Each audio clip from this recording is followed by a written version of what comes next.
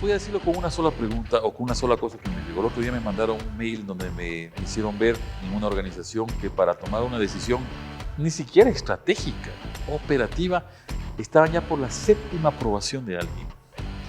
Entonces, si tienes eso en la organización, no vas a poder cambiar las elecciones estratégicas que habíamos hablado.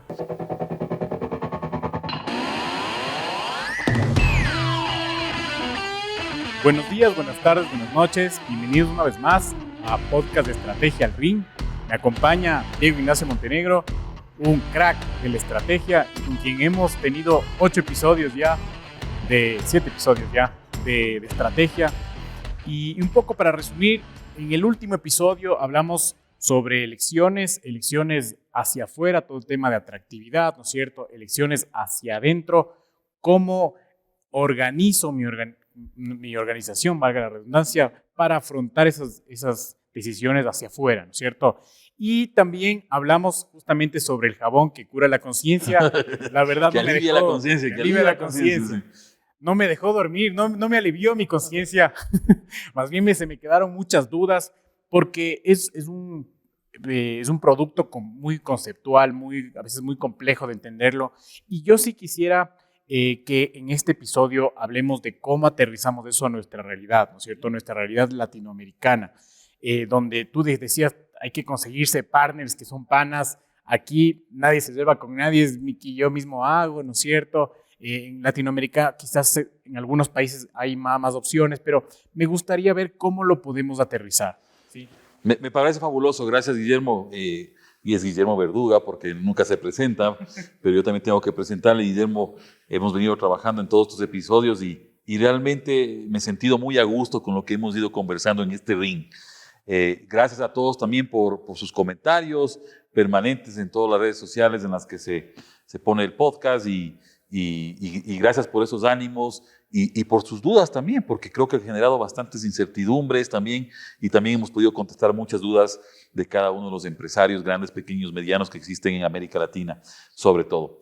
Así que un poco para ir aterrizando lo que tú dices, bien, la palabra aterrizaje es buena, ¿no? Yo diría como para ir asentándonos en el ring en este tema. A ver, hemos trabajado, Guillermo, y para todos, con algunas empresas en América Latina. Una cosa es ser una startup como el jabón que alivia la conciencia, ¿sí? Y que le está yendo muy bien. Y otra cosa es, bueno, ¿qué hago con mi organización que tiene 20, 30, 50 años o 10? Que está constituida. Y que está constituida y que está metida en un océano rojo, como tú me dijiste fuera de cámaras, y que está peleando mucho porque no encuentra una diferenciación, no logra hacer eficiencias. Que sufre con los precios. Que sufre con los precios y sufre con otra cosa que es la velocidad y el ritmo que está actualmente imponiéndose en los mercados. Entonces, yo comenzaría diciendo, a ver, con la experiencia que tenemos de estas empresas grandes, medianas o pequeñas ya constituidas de algún tiempo, lo primero, y esta es si quieren póngale el número 1 en la receta, ¿no? Cuando va a hacer el pastel, ¿no es cierto? Yo me acuerdo mucho de mi abuela que hacía el pastel de chocolate y decía, la receta es secreta, ¿no? Aquí no es secreto, o sea, aquí hay cosas muy importantes que hay que notarse en la receta. Y la primera cosa es, ¿cómo está mi sistema operativo para poder hacer yo cambios? O sea, ese es el molde. Y esto sí, junto las manos, y les digo, porque lo que queremos, todos los que trabajamos en marketing o en innovación o en estrategia, es entrar directamente a la cancha. O sea, uno antes de entrar a la cancha tiene que entrenar, tiene que ver cuáles son sus capacidades, cuál es su funda de herramientas, ¿no es cierto? Cómo va a plantear la pelea en el ring. Pero en esta situación veloz que tenemos, confundimos muchas veces la velocidad con la falta de entendimiento de cuáles son estas herramientas o cuáles son estas capacidades. Entonces, el punto número 1 es cómo está mi sistema operativo, que no es otra cosa que la cultura. Tengo la cultura, y esto les digo así abiertamente, si no hacemos esta remembranza de cómo está este sistema operativo, va a ser muy probable que cuando salgamos de la cancha no tengamos la estrategia para pelear clara. Correcto. Entonces, lo primero, ¿cómo está mi sistema operativo? ¿Cómo está mi cultura? O sea, mi cultura, es decir, las personas que componen mi organización, el liderazgo que tengo en la organización, si mi propósito está claro, si voy a meterme en el mundo de la creatividad, la innovación, la adopción de tecnologías, la ética, si tengo un buen gobierno que me guíe, que me ayude, si tengo asesores externos, lo que ya hemos venido hablando. ¿Cómo está esto? Hay que hacer una previa evaluación, ¿no?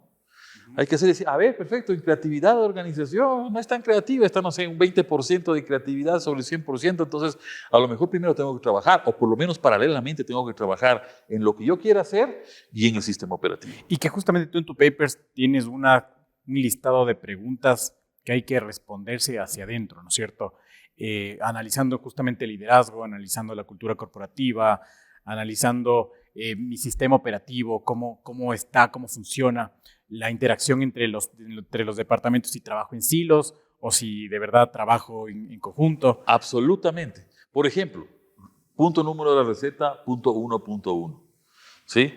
¿Cómo están los valores del líder? Si hablamos de liderazgo. Punto 1.2. ¿Cómo está la comunicación del líder en la organización o de los líderes? Punto 1.3. ¿Cuál es mi nivel de negociación? ¿Quiero ganar todo o estoy dispuesto a ceder cuando negocio hacia adentro y hacia afuera de la organización? 1.4. Que soy capaz de coordinar bien las acciones que se vienen a futuro y que pueden ser muy difíciles. ¿Sí? ¿Cómo está la maestría emocional de los líderes? Son preguntas críticas si estamos hablando primero del sistema operativo. Ya vamos a pasar a la siguiente parte. Luego, ¿tengo un propósito? ¿Es un propósito en el largo plazo? ¿Es un propósito virtuoso? ¿Es un propósito más allá del dinero? ¿Es un propósito que me cobija independientemente de que yo pueda diversificarme o meter nuevas líneas de productos? ¿Es un propósito que toma en cuenta a las personas? Porque acuérdate que el centro son las personas. ¿Sí? Luego, si voy acá a la parte de creatividad e innovación, oye, he adoptado prácticas de creatividad, soy capaz de tener una dirección que impulse la innovación, soy capaz de entregar recursos para la creatividad y la innovación dentro de la compañía, soy capaz de tolerar el fracaso, soy capaz de dar la oportunidad de que todos puedan hacer un banco de ideas para desarrollar dentro de la organización, premio esto dentro de la organización. Soy capaz de tener una organización, una institución, una empresa diseñada para la innovación. Y aquí te tengo una pregunta. Y a veces también no sería bien preguntarse, por ejemplo, ¿cómo está la velocidad dentro de la empresa? O sea, ¿qué cantidad de burocracia tengo? A veces son empresas que están con mucha estructura y que no te permite esta velocidad. Absolutamente. O a veces que, o sea, digamos, que existe esta empresa y que le empiezas a dar más negocios bajo un mismo back office y que el back office empieza ya a tener, por ser eficiente, empieza a tener muchísimas cosas y más bien le falta en cambio personal. Hoy sí me estás esquivando, ¿no? Pero los golpes, pero sí. Eso diríamos que está en el buen gobierno corporativo y yo voy a insistir mucho en esto. Hoy en la mañana, en un evento que teníamos en la universidad, yo justamente hablaba de esto, que me preguntaba una persona y me decía, esta persona ha puesto orden en la organización. Y yo digo, perfecto, pero si es orden con burocracia no me sirve. O sea, yo puedo poner orden al 555 procesos, procedimientos y reglas de negocio, como le habíamos dicho, pero si esto es burócrata no me sirve porque está el elemento de velocidad que tú acabas de nombrar.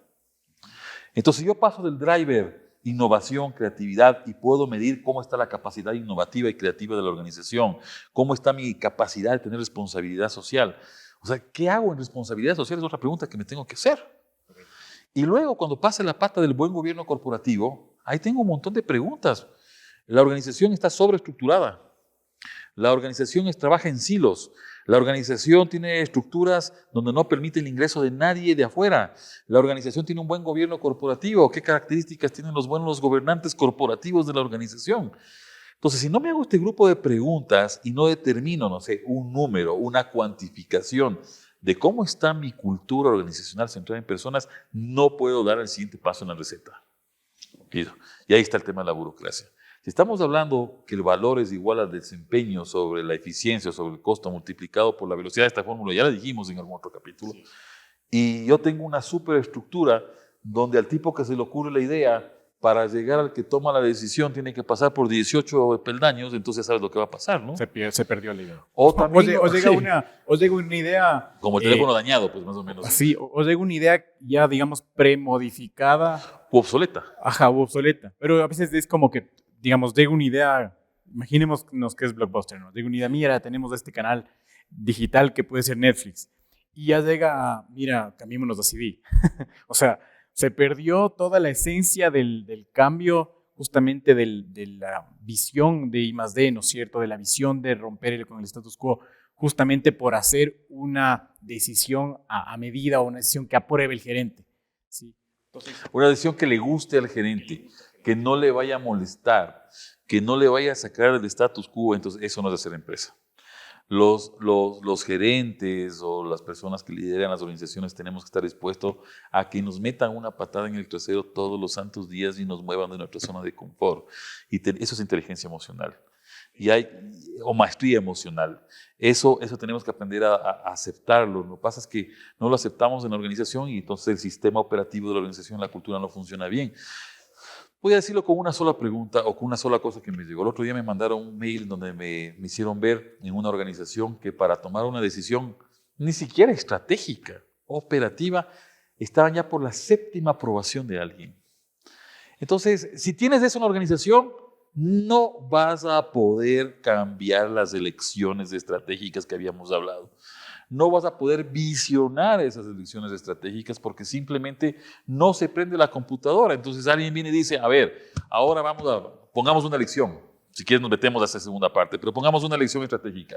Quiero hacer un cambio y no quiero tener solamente tiendas físicas, sino quiero tomar la elección, la hipótesis, ¿no es cierto?, el supuesto de que ahora vamos a tener tiendas online. Okay.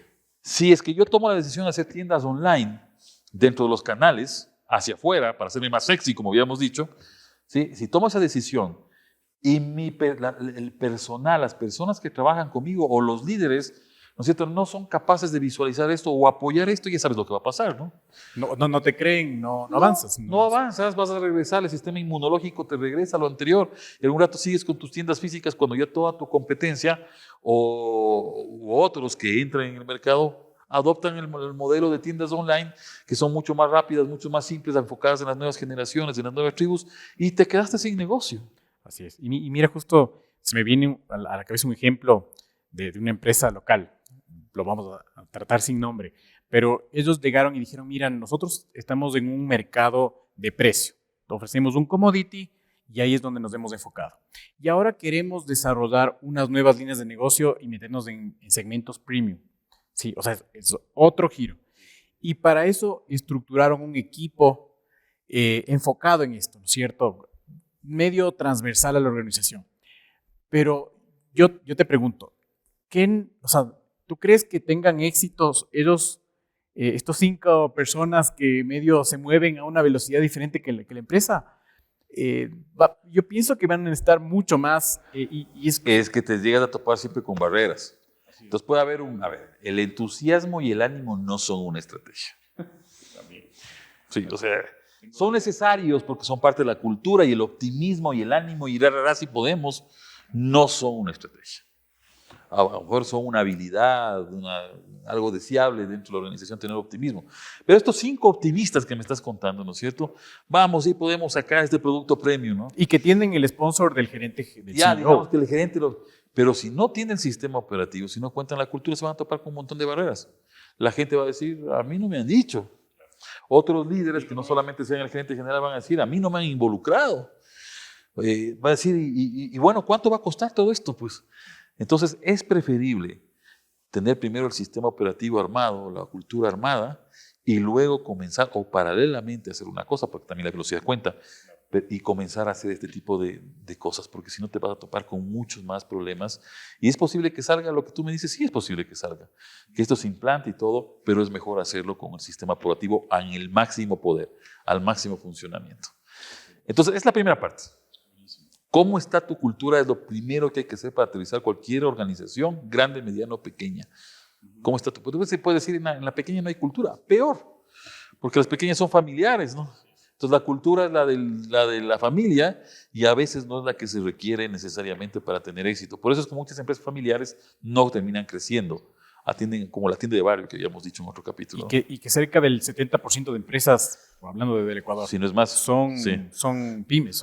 Sí, en América Latina es exactamente igual. Si vas a Argentina es exactamente igual. Si lo ves en Colombia o lo ves en Costa Rica es exactamente igual. Entonces son pymes y familiares, ¿no? Hay empresas familiares también muy grandes que han logrado romper esa barrera de la cultura familiar y han logrado, digamos que, formalizar una metodología, un procedimiento para el cambio y para ser mejores. Correcto. Y que justo creo que es lo que empezamos, o sea, lo que necesitamos como país, como región, que hayan estas empresas grandes, que hayan estas empresas robustas, que se adapten al mercado, Por que supuesto, tengan los recursos. porque además hay un tema social también, generan empleo y permiten generar otras empresas complementarias a su alrededor y permiten hacer que los países sean más competitivos. O sea, eso es extremadamente necesario. Entonces, la primera parte de la receta es esto. ¿Cómo está tu cultura? Ya aquí hemos lanzado algunas preguntas como para medir. Ok, la segunda parte entonces. Entonces, la segunda parte es, que tiene relación con el capítulo que hablamos anteriormente, es, bueno, ¿qué lecciones voy a hacer? Digamos que mi cultura ya está, no digamos al 100%, 70, 80, ¿no es cierto? El sistema operativo está funcionando más o menos bien. Entonces, y la segunda parte es, ¿qué lecciones voy a hacer? Pues, y aquí viene otro gran problema, porque las organizaciones no tienen en la cabeza cuál es el catálogo de lecciones que puedo hacer, pues. Por decirte una cosa, en usuarios, clientes, consumidores, yo puedo ir por nichos, es una elección, puedo ir por tribus, es una selección, puedo hacer una segmentación hard, es una elección, puedo ir por varios, a lo mejor tribus que se mueven en online, tribus que se mueven en lo presencial, entonces hay algunas cosas que yo puedo tomar ahí en cuenta. Si yo voy, por ejemplo, a canales, ya lo dijimos, yo puedo decir, yo voy a llegar al consumidor a través de vendedores, o voy a llegar a través de tiendas, o voy a llegar a través de ferias, o voy a llegar a través de ofertas, o voy a llegar a través de lo online, en plataformas mías, en plataformas de otros. Entonces hay un mundo de elecciones. Nosotros hemos levantado alrededor de, no sé, 300 elecciones, que si mezclas estas, las combinaciones son infinitas, porque acuérdate que las elecciones solas no funcionan. Lo vamos a ver en los siguientes capítulos, pero las elecciones solas no funcionan. Yo necesito conectar esta elección con esta elección con esta elección y hacer un ciclo y decir, a ver, este es mi proyecto. Eso lo vamos a ver más adelante. Pero yo, por ejemplo, propuesta de valor. Aliviar la conciencia es una elección de propuesta de valor. Simplicidad es una elección. Rapidez, productividad, exponencialidad, Y aquí ciclicidad. Aquí te tengo una pregunta. Yo estaba escuchando otro podcast que se llama Estrategia Emergente y un poco leí el libro del autor. Y él menciona que la estrategia justamente es emergente, o sea, sale desde abajo, desde la empresa. Y yo te pregunto, pero entonces, o sea, la elección que se tomó antes, ¿no es cierto? Y bueno, él también lo dice, no es la misma que tienes que hacer ahora, pero entonces sí se vale ver una nueva visión, o sea, ver un nuevo propósito. Esta es la visión. Claro, esto es lo que soy hoy. O sea, tienes lo que eres hoy y vas a diseñar una nueva visión. La nueva visión ya no es la que escribes en 3 párrafos que nadie lee, pues, en la organización. La nueva visión es qué lecciones voy a tomar para esta nueva versión, digamos, de la organización. Pongámoslo con un símil de las personas. Yo puedo ser ahora como soy, ¿no es cierto? 220 libras de peso, pelo largo, o tú como eres, ¿no? Y yo tomo la elección de que mañana, sí, creo que para lograr mis objetivos personales voy a tener que cortarme el pelo. O para que no sea tan superficial el asunto, ¿no es cierto? Voy a tener que aprender un poco más sobre inteligencia emocional. Entonces voy modificando mi hardware y mi software. Entonces las organizaciones es exactamente lo mismo. Yo puedo tener una foto, digamos, de mi modelo actualmente. Las organizaciones van a decir, nosotros no tenemos modelo. Todas las organizaciones tienen un modelo. Todas las organizaciones tienen unas elecciones, han tomado unas elecciones en el pasado que tienen ahorita en el presente. Pero yo digo, a ver, con este sistema operativo que tengo, ¿sí? Y con este modelo, la foto del presente que tengo, no voy a lograr mis objetivos empresariales. Voy a estar siempre en el océano rojo, voy a estar siempre peleando por precio, voy a entrar siempre en guerra de precios. Me quedo en la normalidad. Aparece cualquiera y me mueve el piso, me quedo en la normalidad, ¿no es cierto? Entonces yo decido migrar mi visión anterior a una nueva visión. Esto significa tomar nuevas elecciones. Por ejemplo, yo ya no voy a ir a un mercado masivo, voy a ir a unas tribus que se mueven por emociones y por creencias. Cambié mi visión. Yo ya no voy a tener una propuesta de valor de economía o de precio, sino voy a tener una propuesta de valor de rapidez y simplicidad. Cambié mi visión. Entonces aquí hay 2 formas, porque estamos dando la receta, ¿no? A la gente, ¿no es cierto? Entonces aquí hay 2 formas de hacerlo. La primera es, yo me doy cuenta que mi modelo no tiene subsistencia y que voy a desaparecer. Ojalá me dé cuenta, ¿no? Entonces yo tengo que hacer un cambio total de modelo. Es decir, tomar nuevas elecciones. Esto viene siendo como una cirugía mayor de la organización. Esto es duro de decir. Entonces decido cambiar. Sí, es duro de decir, imagínate de implementar. Sí, decido cambiar los segmentos, decido cambiar los canales, decido cambiar la forma de relacionarme con mis clientes, decido cambiar mis actividades claves, decido adoptar tecnología, decido adoptar innovación, decido no ir solo, sino ir con partners, decido que no solamente voy a tener ingresos por la venta del producto, sino que voy a monetizar de otra manera, decido controlar de una manera mis costos y buscar generar mayor margen para tener mejor rentabilidad. Esas son mis decisiones, son mis elecciones. Y un poco, te quiero hacer un paréntesis también. Habíamos visto justamente de las empresas estas que tienen dos modelos de negocio, ¿no es cierto?, que tienen su vaca lechera. Y en este caso, ¿no es cierto?, porque son empresas ya constituidas, tienen sus productos vaca. Tienen que igual cuidarlos o matarlos. Esa es la segunda opción. La segunda opción es decido no hacer una cirugía mayor, sino hacer una cirugía menor. Entonces yo digo, a ver, este es mi modelo actual. Voy a implementar, si tengo unos segmentos, voy a implementar otros segmentos. Tengo tiendas físicas, voy a también a implementar un canal online. Es decir, hago cambios en esa visión, en esas elecciones, que no son de todo el modelo, sino son unas partes esenciales del modelo. Entonces digo, voy a cuidar mis vacas lecheras, ¿no es cierto? Pero quiero también tener interrogantes que después se conviertan en estrellas, si vamos a la matriz del Boston Consulting Group, ¿no es cierto? Entonces, pero necesito para generar esas nuevas interrogantes que después se conviertan en estrellas, necesito hacer estas elecciones en mi modelo. Implementar más marketing, implementar más innovación, juntarme con marketing partners, meter más recursos financieros, meter más recursos intelectuales a la organización. Es decir, necesito hacer otras elecciones que me permitan hacer este cambio de A1 a A2. Si yo quiero hacer un cambio de A a Z, tengo que modificar la mayoría de las elecciones del modelo. Entonces, el segundo paso para los que nos están oyendo, que ahora estamos aterrizando, es, oye, ¿tengo mapeada mi visión actual o mi modelo actual? ¿Cuáles son esas elecciones que he tomado? Y conectado al modelo de negocio, decir, a ver, yo quiero seguir así, ¿cuáles son los grandes riesgos de seguir así? Que hay una competencia cada vez más creciente, que me vayan a sacar de taco del mercado porque tienen menores precios, que vengan los chinos y los de la India y los de Taiwán y se metan aquí y me compliquen la historia. Es decir, el segundo paso es una capacidad de ver un poco más adelante que el año fiscal, que los famosos POAs, esos planes operativos anuales, que la gente dice que son estrategia, no son estrategia. Pueden ser parte de un modelo o parte de un proyecto, sí, lo veremos, pero ¿qué cosas tengo que cambiar? Entonces, la segunda parte es hacer las nuevas elecciones del modelo. Si mi propuesta de valor ya no me alcanza, tengo que buscar otra propuesta de valor. Y un poco que veía este caso, por ejemplo, de Shein, ¿no? y del fast fashion. Por ejemplo, entró Zara con el fast fashion, le rompió la industria, creció un montón, se desarrolló impresionantemente, y luego viene un competidor, que es Shein, obviamente, y ahí justamente quiero entrar contigo en el round, pero es como que entró otra empresa más rápida, sin cuidar obviamente su cultura, ni nada por el estilo, ni empleados, ni nada, pues se metió online, súper bien online, hizo un marketing impresionante y llegó a estar valorado en 10 unicornios, o sea, $10,000 millones.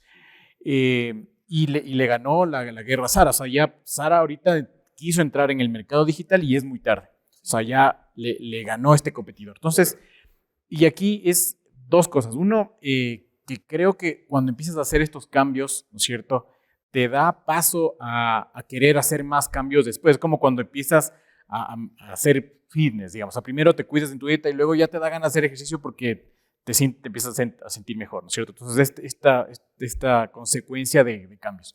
Y por otro lado, te tengo justamente aquí esta discusión, ¿no es cierto? Porque habíamos hablado de cultura corporativa, que es lo principal. Pero vemos de estas empresas como Shein, que no respetan eso, que se meten en temas de costos y crecieron increíblemente, pero porque de alguna forma el consumidor al que le llegan con un tema tan superficial que no entienden el daño ambiental o temas de que te despreocupas por su personal y demás, ¿no es cierto? Entonces, yo te digo aquí, ¿qué hacemos? O sea, ¿qué hacemos con este contexto? O sea, a ver, esto parece que no tuvieran cultura, pero sí tienen cultura. Lo que pasa es que no toman las elecciones que nosotros pensaríamos que van a tomar. O sea, uno diría, oye, ahora con el fast fashion hay un montón de desperdicio, ¿no es cierto? Sería lo contrario de hablar de Patagonia, por ejemplo, ¿no es cierto? Totalmente lo contrario. Pero Patagonia ha optado como lo primero, sea el respeto al medio ambiente, así no vendan nada. Sí, esos están convencidos de esto, pero estos tipos no están convencidos de eso. Estos tipos dicen, oye, lo que más me importa en este momento es tu bienestar. Lo superficial que tú dijiste, ¿no? Pero eso no significa que no tengan cultura, sino que han tomado una decisión totalmente distinta que nos puede gustar o no nos puede gustar. ¿Sí? Pero ellos dijeron, yo voy a ti, a tu personalidad, a tu look, en definitiva, pero voy a pensar en tu look como persona. ¿Suena superficial? Sí, pero es su cultura. Entonces ellos encontraron un espacio que no dice ni Patagonia ni Zara. Lo de Zara me parece interesantísimo que acabas de decir tú, ¿no? Zara eligió tiendas físicas. Ese fue su modelo de elecciones. Visión. Sí, ese fue su modelo de elecciones. No eligieron el e-commerce. Lo tenían o lo tienen, pero muy, digamos, básico. Estos tipos dijeron, si Zara no tiene, nosotros sí tenemos. Y vamos a llegar diciéndote, oye, esto es para que te veas bien. No significa que no tengan cultura. Significa que no han tomado las elecciones que uno pensaría que quisiera que tomen. No necesariamente ser el gran, como Patagonia, vuelvo a repetir, ser el gran guerrero de la lucha contra la contaminación ambiental es para unas empresas y es para otras empresas igual. No, ahora ahí entra el tema de la ética, ¿no? ¿Qué tan ético es esta empresa que tú acabas de contar? ¿O qué tan ético es esto de acá? El que decide, ¿no es cierto?, es el consumidor. Pero no significa que no tienen un sistema operativo. Sí tienen un sistema operativo. Y que un poco también, digamos, en China, de lo que veía, por ejemplo, sus empresas tienen menos de 40 años de funcionamiento. Ellos son mucho más dinámicos, tienen un negocio, entran, les va bien, mal, salen. Sí, cambian de negocio, cambian rápidamente. Y solo como que tienen este foco de generar fortuna y hasta ahí, ¿no es cierto? Tal vez el propósito es el que falla ahí. Entonces falla su propósito. Pero yo digo, ¿cómo han crecido como economía? O sea, tú nos dices, oye, quizás puede ser engañoso de que ese es el camino porque ves que tiene muy buenos resultados. ¿Pero a qué costo? Sí, pero por ejemplo China es uno de los países que más contamina y eso lo sabemos perfectamente y uno dice, oye, ¿cuánto va a aguantar eso? Ahora hay que ponernos también en el momentum de China. China necesitaba explotar todos sus recursos, sobre todo, ahí sí son recursos humanos. O sea, explotar a la gente, ¿no es cierto? Sacarles del aire para que puedan producir lo máximo que puedan porque vieron primero que había un déficit en el mundo de ciertos elementos, de ciertas cosas que podían ser consideradas baratas, por ejemplo, y había un gran déficit porque hay mucha pobreza en el mundo y hay un mercado que va a aceptar la propuesta de valor economía. Eso está claro, es una propuesta de valor, ¿sí? Y luego se dieron cuenta que hacia adentro, si la economía les iba creciendo, si estos podían hacer esto rápido y la economía les iba creciendo, también iba a tener consumidores internos. Ahora China es al revés, ¿no? Antes exportaba todo, ahora exporta menos porque su consumo interno es el que más ha crecido. ¿Por qué? Porque el chino tiene mejor calidad de vida. Así es. Entonces todo está atado con todo. Entonces esta segunda parte, digamos, de la receta, habíamos puesto posiblemente el alma del pastel, ¿no es cierto?, que de la cultura organizacional o la mesa que sostiene. Y ahora estamos hablando de las elecciones. Bueno, ¿qué elecciones va a tomar la compañía, grande, mediana o pequeña, para el futuro? Entonces acá hay un catálogo grande, como te había dicho, ¿no? En servicio al cliente o en conexión con el cliente. Yo puedo optar por automatización, puedo optar por personalización, puedo optar por servicio, puedo optar por upgrades, por cross-selling, reselling, puedo optar por hacer una comunidad. Para hacer un resumen de qué elecciones puede tomar la compañía, en canales yo puedo, ya lo dije, vendedores, tiendas outlet, tiendas propias, tiendas rentadas, canales online propios o de terceros. En forma de ingreso a la organización yo puedo optar por venta de productos o de servicios, pero también puedo optar por monetizar la publicidad, por monetizar servicios como por ejemplo llevarte a la casa. En actividades claves yo puedo optar por una actividad clave que sea el marketing va a ser mi actividad clave. Y ya lo vamos a hablar. Sí, el marketing va a ser mi actividad clave, o la logística, o la fabricación, o el conocimiento, o hacer proyectos, o la innovación, o las plataformas son actividades claves.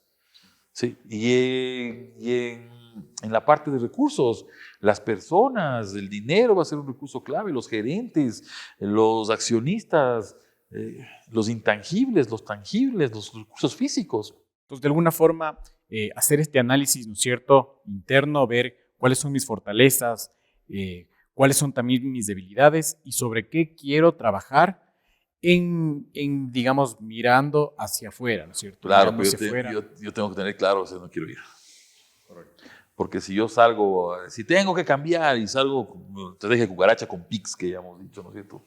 Pones Pix a la cucaracha, o le pones insecticida a la cucaracha para que nos entiendan de otras regiones, y la cucaracha da vuelta así y se muere, pero no avanzó en ninguna parte. Entonces yo puedo tener todo el optimismo y todo el ánimo para hacer esto y salir a hacer, pero tengo que mirar qué quiero hacer, pues, cuáles son los cambios en la visión de la organización en estas elecciones que hemos dicho, soportada por el sistema operativo que es la cultura organizacional. Buenísimo, buenísimo. Y una vez, entonces, entiendo mi cultura, dices más o menos, lo tengo controlado el 70-80%, tengo las elecciones, tanto hacia afuera, para ver qué mercados voy a atacar, como hacia adentro, qué son los procesos y los cambios que voy a tener internamente, ¿no es cierto? ¿Cuál sería el tercer paso? El tercer paso es cómo conecto estas elecciones para hacerla realidad. Porque ahí tengo una buena declaración de grandes intenciones que no se han hecho nada. Yo tengo mi sistema operativo, he hecho mis elecciones, quiero llegar a un sitio, quiero hacerlo con estas elecciones, con estas hipótesis, pero el siguiente paso es cómo aterrizo. Entonces, cómo conecto la elección, por ejemplo, de rapidez y velocidad, con generar una comunidad, con hacer un canal online y llegar a unas tribus que se mueven por emociones y creencias. ¿Cómo conecto esto y hago un gran proyecto, no un plan operativo, un gran proyecto que puede durar meses o puede durar años, y cómo lo logro derivar en proyectos mínimos viables? Que eso creo que será motivo de otro podcast. Entonces, ya digamos, aquí hablamos sobre proyectos estratégicos macro. ¿Cómo conecto estas elecciones para generar los proyectos que yo tengo que ejecutar siguiendo esta hoja de ruta? Es decir, es un poco ir adelante, saber qué necesito en el futuro y regresar del futuro hacia atrás. Y decir, esto tengo que hacer en el año 5, esto tengo que hacer en el año 4, esto tengo que hacer en el año 3, en el año 2 y en el año 1, que es el POA chiquito, ¿no es cierto? En el año 1, pero esto permite, estos proyectos mínimos viables, otras etapas, permiten llegar al gran objetivo estratégico que tengo pensado en 5, en 10 años. Chéverísimo. Entonces, un poco para volver al ejemplo que te puse, ¿no es cierto?, de esta empresa que llega con productos, digamos, commodity, tenían bien, o sea, se adelantaron, porque ya tenían el proyecto, tenían la gente, tenían el sponsor, pero les faltaba ver hacia atrás el tema de cultura corporativa, el hacer las elecciones, o sea, porque más allá de quiero llegar a un segmento premium, es cuáles son los canales, cuál es la forma, ¿no es cierto? Hacer justamente estas elecciones y ahí sí, una vez tenga propósito, cultura corporativa, elecciones, ahí sí, cuáles van a ser las formas. Ahí sí yo puedo llegar a utilizar la metodología que me dé la gana, ágil, no tan ágil, ¿no es cierto? Project, lo que sea, para poder determinar cuáles son los pasos que yo tengo para desarrollar este gran propósito que tiene este gran objetivo futuro. Es importante este objetivo estratégico futuro, pero lo voy a hacer con esta propuesta de valor, lo voy a hacer con este mercado, lo voy a hacer con esta forma de relacionarme con los clientes, de hacia afuera, lo voy a hacer con estas actividades claves, lo voy a hacer con estos recursos, lo voy a hacer con estos socios, con estos partners, y lo voy a hacer y voy a intentar hacerlo ganando esta rentabilidad. La rentabilidad es muy importante porque se lo invierte en los siguientes grandes proyectos estratégicos. Pero aquí también, digamos, la rentabilidad es importante, pero, por ejemplo, si es que vemos otra vez los casos como Spotify, como Netflix, que ahora están perdiendo plata, ¿no es cierto?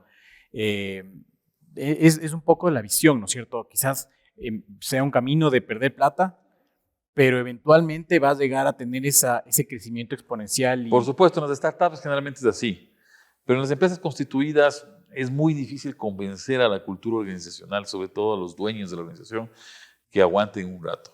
Pero yo tengo que decirles, oye, está presupuestado. El primer año vamos a hacer grandes inversiones y por lo tanto la rentabilidad va a ser negativa, pero necesitamos que se pongan recursos en la organización para hacer esto, porque sin recursos no se hace nada. Así es. Y yo te digo, yo trabajé en una empresa chiquita de un grupo más grande, ¿no es cierto?, con accionistas y todo, y como no tenemos esta cultura de riesgo, esta cultura de ver hacia adelante. De ver hacia adelante, ya queríamos, o sea, segundo año de pérdida, ¿y qué fue? ¿Por qué?